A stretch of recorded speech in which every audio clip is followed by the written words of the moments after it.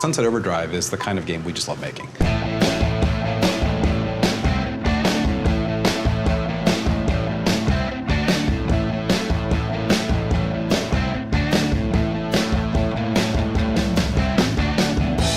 Well, a lot of us are here at Insomniac because we love stylized games. We love expressing ourselves. I feel like I'm surprised every day by something that somebody puts in the game.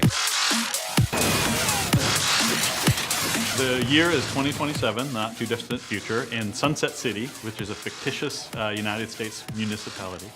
And there is a multinational corporation called Fizzco, who are about to release a hot new energy drink called Overcharge Delirium XT. Overcharge tends to turn people into mutants who drink it. We call them OD for Overcharged Delirium Drinkers. They're hideous mutants, they're covered in boils. The only thing they want more than to kill you is to get more overcharge. The setup for the mission is that there's a radio tower up the street. It's in a dangerous part of town. It has a signal that it's beaming out that is causing some problems. So some NPCs in the world need you to go and take it out.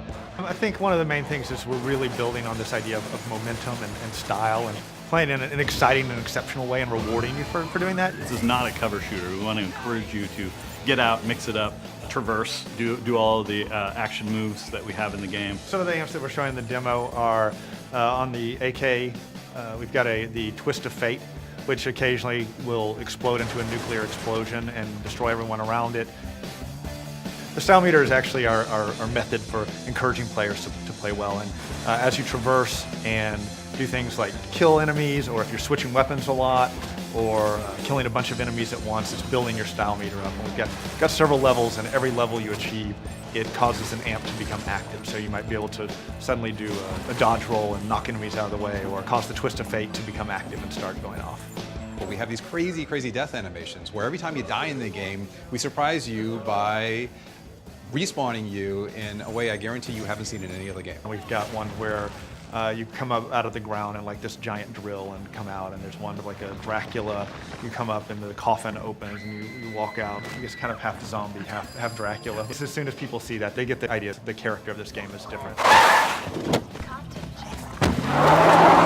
So we have a lot of effects in the game, especially as you level up your weapons, where things will happen that are clearly like, this is a video game and we love it. So for example, TN Teddy, if you hit a lot of guys, there's an explosion that has a teddy bear shape face in it, which is always really rewarding. It's a teddy bear head of flames. Right, exactly. The most extreme teddy bear you've ever seen. Exactly. So one of the things we wanted to do in Sunset Overdrive was to make sure that players can play and be who they want to be. So part and parcel in that is we have a pretty robust customization system where we have some crazy outfits. In fact, Drew, in the first pitch, talked about how he wanted to wear a kangaroo codpiece and nothing else. And then we said, yes, but what about for the game? And he said, no, for the game as well. And that's what we want to do, is just have players just be able to be as crazy as humanly possible. One thing to note is that this is an open world game and there's a lot to do. Tons of quests, tons of missions, tons of challenges that we give to the player as an opportunity to build his character, to upgrade his weapons, to constantly progress in this very large world that's driven by a big story as well. We have a lot of core principles that drive the game, but I think the two that really speak most to me and to a lot of other folks on the team is, first, fun trumps realism, and the second is philosophy. And what I mean by fun trumps realism is that we're making a stylized, irreverent world where there are rules, but those rules can be bent and they're broken and bent all the time. And for us as creatives, it's really fun.